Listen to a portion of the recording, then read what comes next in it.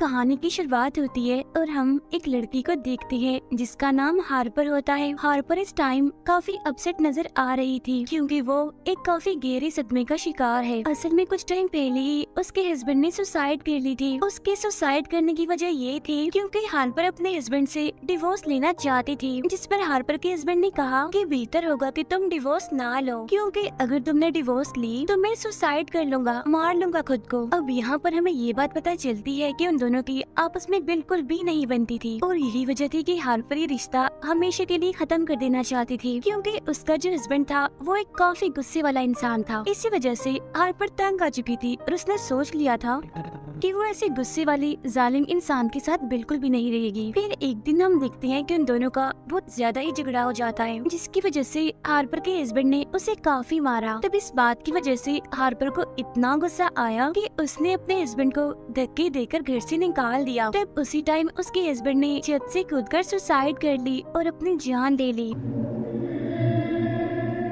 यहाँ हार्पर अपने हस्बैंड की मौत का जिम्मेदार खुद को ही समझती है और इसी वजह से वो इन सारी चीजों से बाहर नहीं निकल पा रही। हालांकि वो सब कुछ भुलाकर मूव ऑन करना चाहती है, लेकिन वो ऐसा नहीं कर पा रही थी। तो अब इस सब को भुलाने के लिए उसने घर किराए पर ले लिया, जो कि एक गांव में था। लेकिन ये गांव कंट्री साइड पर ही बना हुआ है और ये गांव बहुत ही खूबसूरत होता है। जैसे ही हार्पर घर में एंटर होती है तो वो उस घर के गार्डन में एक काफी बड़ा एप्पल का ट्री देखती है। उसने फौरन वहाँ से एक एप्पल तोड़ा और उसे खाने लगी। इसके बाद घर के अंदर जाकर उसकी मुलाकात हुई जेफरी से, जो कि असल में इस घर का ऑनर होता है। यहाँ उन दोनों के बीच कुछ नॉर्मल बातें भी होती है, लेकिन नॉर्मल बातों से हटकर जेफरी यहाँ पर काफी अजीब बातें भी कर रहा था, लेकिन उन बातों को हार्पर समझ नहीं पा रही थी। खैर कुछ देर के बाद जेफरी वहाँ से चला जाता है। थोड़ी देर के बाद हार्पर अपनी बेस्ट फ्रेंड को वीडियो कॉल करती है। वो उसे अपने इस नए घर के बारे में बताती है और उसे ये घर भी दिखाती है। इसके बाद जब हार्पर फोन बंद करती है तो वो काफी देर तक अपने हस्बैंड के बारे में ही सोचती रहती है। फिर फौरन बाद ही वो अपने घर से बाहर आ जाती है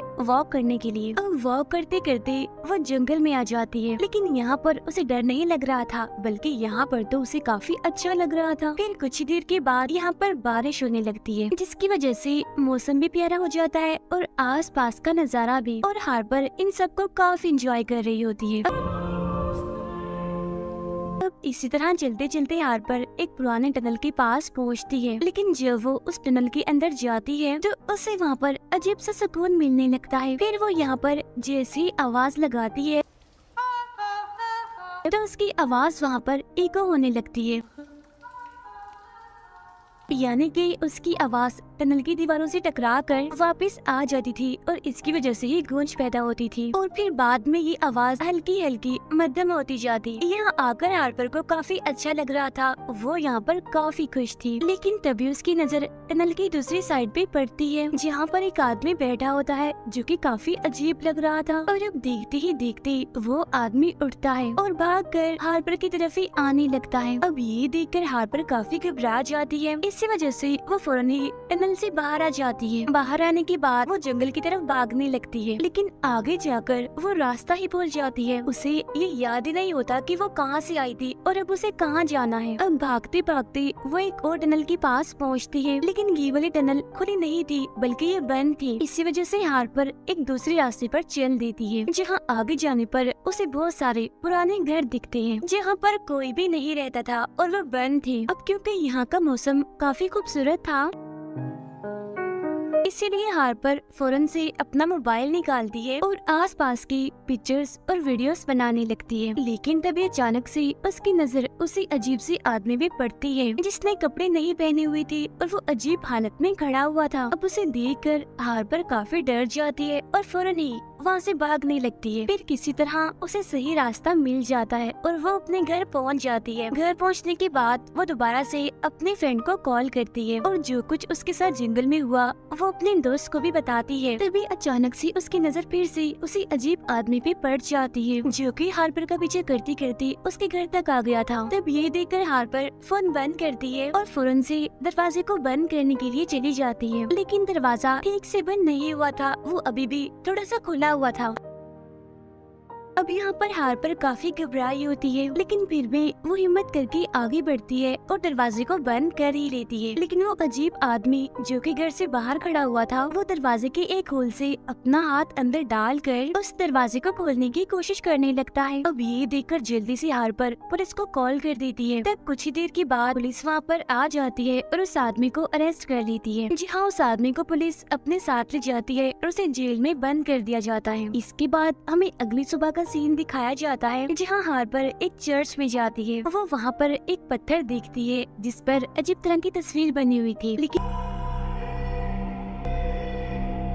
उसमें से अजीब तरह की आवाजें भी आ रही होती हैं। अब यहाँ इस चर्च में बैठकर हार्पर काफी रोती है। फिर कुछ टाइम के बाद वो चर्च से बाहर आकर घर जाने लगती है, लेकिन तभी अचानक से उसकी नजर एक स्ट्रेंजर पर पड़ती है जिसने की मास्क पहना हुआ था। यहाँ वो स्ट्रेंजर हार्पर से काफी अजीब तरह की बातें करने लगता है। वो उससे कहता है कि चलो आओ हम हाइड एंड सीक गेम खेलते हैं, लेकिन हार्पर उसे ऐसा करने से साफ इनकार कर देती है कि मैं तुम्हारे साथ कोई भी गेम नहीं खेलूंगी। तब इतनी ही देर में चर्च के एक फादर वहाँ पर आते हैं। वो वहाँ पर आते ही उस स्ट्रेंजर को वहाँ से भेज देते हैं। जी हाँ, बाद में हार्पर और वो फादर बैठकर आपस में बातें करने लगते हैं। यहाँ हार्पर अपनी और अपने हस्बैंड की सारी बातें फादर को बता देती है। तब उसकी बातें सुनकर फादर कहता है कि सब में तो तुम्हारी गलती है, आज तुम्हारी वजह से ही तुम्हारा हस्बैंड इस दुनिया में नहीं है, क्योंकि तुमने ही उसे ऐसा करने पर मजबूर किया। अब ये सुनकर हार्पर काफी हैरान तो होती है, साथ ही साथ उसे फादर पर काफी गुस्सा आने लगता है। इसी वजह से वो वहाँ से चली जाती है। रात को हार्पर एक बार में जाती है ड्रिंक करने के लिए, जहाँ उसकी मुलाकात दोबारा से होती है जेफरी से, यानी कि घर के ऑनर से। तब यहाँ पर वो दोनों बातें करने लगते हैं, लेकिन तभी यहाँ पर वो पुलिस ऑफिसर आ जाता है जिसने उस दिन हार्पर के घर से उस अजीब सी आदमी को अरेस्ट किया था। यहाँ वो पुलिस ऑफिसर हार्पर को बताता है कि हमने उस आदमी को छोड़ दिया है, यानी कि जेल से आजाद कर दिया है, क्योंकि उसके खिलाफ कोई केस ही नहीं बना, हमारे पास कोई सबूत ही नहीं था। अब ये सुनकर हार्पर को इतना गुस्सा आता है कि वो उस पुलिस ऑफिसर पे भी काफी गुस्सा करते हुए वहाँ से बाहर आ जाती है। लेकिन जब वो रास्ते से जा रही होती है तो उसे ऐसा फील होता है कि जैसे कोई उसका पीछा कर रहा है, और ये बात सच भी थी, क्योंकि उसका पीछा वही अजीब तरह का आदमी कर रहा था। अब इस वजह से हार्पर इतना घबरा जाती है कि जल्दी से घर पहुँचने के लिए वो वहाँ से भागने लगती है। अब घर पहुँचते ही वो दोबारा से अपने फ्रेंड को कॉल कर देती है और उसे भी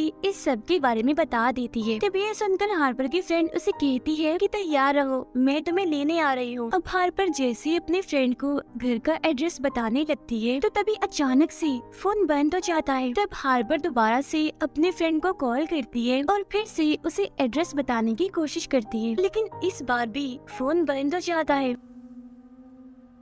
इसके बाद हार्पर ने टेक्स्ट मैसेज के जरिए अपने फ्रेंड को घर का एड्रेस भेज दिया, जहाँ इस मैसेज का रिप्लाई बड़ा ही अजीब आया। रिप्लाई ये था कि I already know where you are, यानी कि मैं पहले से ही जानता हूँ कि आप कहाँ हैं। लेकिन अब इससे पहले कि हार्पर कुछ समझ पाती, तभी विंडो से उसकी नजर बाहर खड़ी हुई पुलिस ऑफिसर पे पड़ती है। तब फौरन हार्पर घर से बाहर पुलिस ऑफिसर के पास आती है और उसे पूछती है कि आखिर तुम यहाँ पर क्या कर रहे हो। लेकिन तभी अचानक से लाइट्स फ्लिकर करने लगती हैं और देखते ही देखते पुलिस ऑफिसर वहाँ से गायब हो जाता है। और तभी एप्पल के ट्री से बहुत सारे एप्पल्स नीचे गिरने लगते हैं। अब इस सारी सिचुएशन की वजह से हार्पर काफी डरी, काफी घबराई होती है। लेकिन तभी अचानक से एक आदमी भागकर उसी की तरफ आने लगता है, तब दरवाजे को बंद कर लेती है। लेकिन कुछ ही टाइम के बाद हम देखते हैं कि किसी ने घर की विंडो को तोड़ दिया और वही आदमी घर की दूसरी साइड से तोड़ फोड़ करने लगा।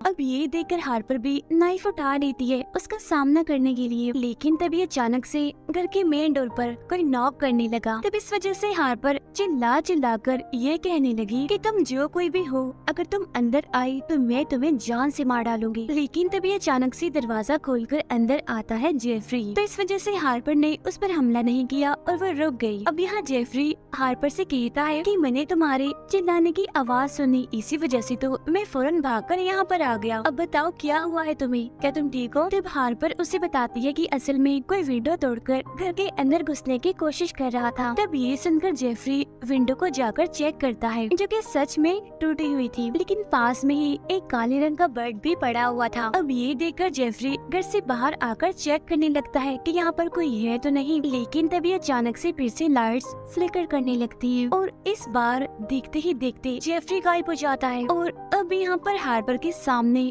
वही अजीब सा आदमी आ जाता है, जो कि स्टार्टिंग से ही उसके पीछे पड़ा हुआ है। अब उस आदमी ने फूल की कुछ पत्तियां फूंक मारकर हवा में हार्पर की तरफ कर दी और अब देखते ही देखते अचानक से हार्पर की हालत काफी अजीब होने लगी। उसे देखने से ऐसा लग रहा था कि जैसे उस पर किसी ने अपना कंट्रोल पा लिया हो। इसके बाद हार्पर घर के अंदर चली जाती है और दरवाजे को बंद कर देती है, लेकिन वो आदमी दोबारा से दरवाजे के होल से अपना हाथ अंदर डालकर दरवाजा खोलने की कोशिश करने लगता है। तब ये देखकर हार्पर उसके बाजू में वो वाला नाइफ घुसा देती है, जो कि हार्पर ने अपने पास ही रखा हुआ था। अब इस वजह से वो आदमी अपना हाथ बाहर निकालने की काफी कोशिश करता है, लेकिन उसका हाथ बाहर नहीं निकला और दो हिस्सों में कट गया। और अब यहाँ पर हार्पर को ये लगने लगता है कि शायद अब मेरी जान उस आदमी से छूट गई है। इसके बाद हार्पर फौरन से किचन में जाती है, जहाँ पर वो अपने सामने उस स्ट्रेंजर को पाती है, इन्हें जो कि उसे हाइड एंड सीक खेलने के लिए कह रहा था। यहाँ ये स्ट्रेंजर फिर से हार्पर से कहता है कि आओ मेरे साथ हाइड एंड सीक गेम खेलो। अब यहाँ पर नोटिस करने वाली बात ये है कि इस स्ट्रेंजर का हाथ भी बिल्कुल वैसे कटा हुआ था जैसे उस अजीब आदमी का कटा था दरवाजे में आकर। यहाँ पर हार्पर उस स्ट्रेंजर से कहती है कि तुम्हारे लिए बेहतर होगा कि तुम यहाँ से चले जाओ,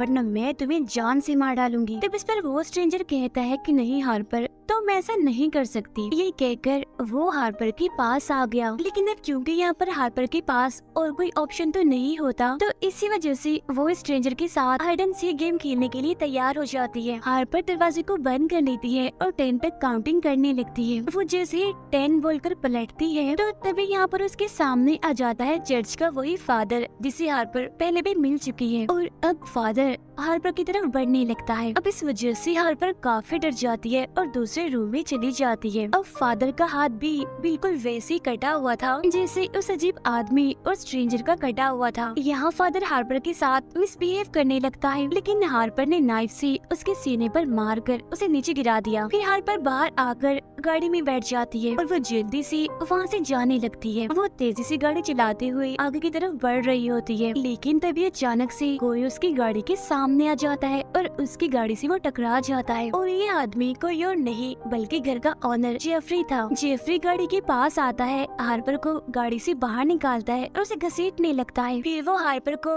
वहीं पर ही फेंक देता है और खुद गाड़ी स्टार्ट करके वहाँ से जाने लगता है। अब यहाँ पर हार्पर उठती है और पैदल ही आगे जाने लगती है, लेकिन तभी हार्पर दिखती है कि जेफरी तेजी से गाड़ी को चलाता हुआ उसी की तरफ आ रहा है।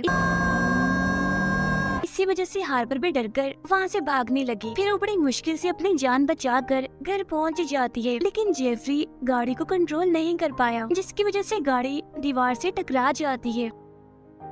हम हार्पर को देखते हैं जो कि जख्मी हालत में गार्डन में पड़ी होती है, लेकिन तभी उसके सामने वही अजीब सा आदमी आ जाता है। और यहाँ पर शॉकिंग बात ये होती है कि उसका बेबी होने वाला था और इस बार उसके फेस पर अजीब तरह के पौधे भी उगे हुए थे, यानी जैसे कोई फंगस हो। लेकिन तभी यहाँ पर देखते ही देखते उस आदमी के पेट से निकल कर आता है वो स्ट्रेंजर। अब क्योंकि ये चीज काफी अजीब थी तो ये देखकर तो हार्पर के होश उड़ जाते हैं। और इससे भी ज्यादा हैरान करने वाली बात तो ये होती है कि स्ट्रेंजर का भी बेबी होने वाला था। तो अब यहाँ पर इस स्ट्रेंजर के पेट से निकलकर आता है चर्च का वही फादर। ये देखकर हार्पर काफी घबरा जाती है और फौरन से ही घर के अंदर आ जाती है, लेकिन अब फादर भी हार्पर की तरफ बढ़ने लगता है। अब यहाँ पर फादर का भी बच्चा होने वाला था और फादर के पेट से निकलकर आता है जेफरी।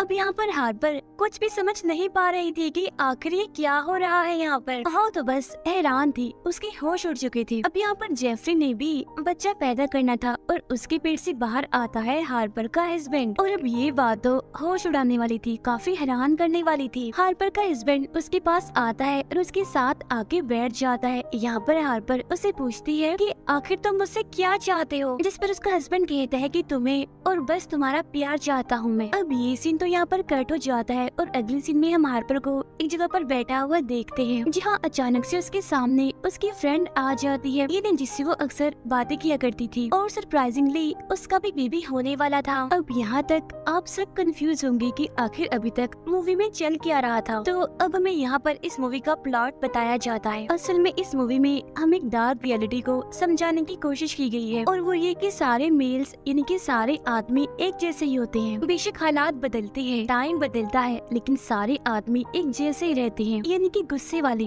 चिल्लाने वाले और औरतों को टॉर्चर करने वाले। और मूवी में बच्चों के बार बार पैदा होने का मतलब ये था कि अगर आदमी बच्चों को पैदा करते तो बच्चे भी एक जैसे ही होते। और जैसे कि मूवी में जो आदमी पैदा हुए थे वो सारे भी गुस्से वाले और जालिम थे। कोई हार्पर को डरा रहा था तो कोई इसके साथ मिसबिहेव कर रहा था, यानी कि इस तरह से हार्पर ने इन सभी का डर फील किया था। और फिर जब जेफरी ने हार्पर के हस्बैंड को पैदा किया और जब हार्पर ने उसे पूछा कि तुम क्या चाहते हो, तो उसके हस्बैंड के जवाब से ही हमें सारी बात समझ आ गई, क्योंकि हार्पर का हस्बैंड भी काफी गुस्से वाला एक जालिम इंसान था। वो हार्पर को अपनी प्रॉपर्टी ही समझता था कि मैं इसके साथ जो मर्जी करूं। इसी वजह से तो उसने हार्पर को ये कहा था कि मुझे सिर्फ तुम चाहिए और तुम्हारा प्यार। और अब यहाँ पर हैरान कर देने वाली बात तो ये होती है, मूवी के सारे मेल कैरेक्टर्स एक ही आदमी ने प्ले किए हैं, और वो होता है हार्पर का हस्बैंड, यानी कि जेफरी, फादर, वो अजीब आदमी और वो स्ट्रेंजर सब एक ही थे। बस हार्पर के हस्बैंड ने अलग अलग रूपों में हार्पर को डराने की कोशिश की, और ये सभी अलग अलग आदमी हार्पर को इसीलिए नजर आ रहे थे क्योंकि उसे उसके हस्बैंड ने पोजेस भी कर लिया था। और बाद में जो हार्पर का डर था वही उसके सामने लाया गया, और हार्पर पोजेस तब हुई जब उसने एप्पल खाया था, और उसकी पोजेस होते ही उसे अपना डर अपने सामने नजर आने लगा। अब इसे थ्रिलिंग सस्पेंस के साथ ही ये मूवी यहीं पर एंड हो जाती है।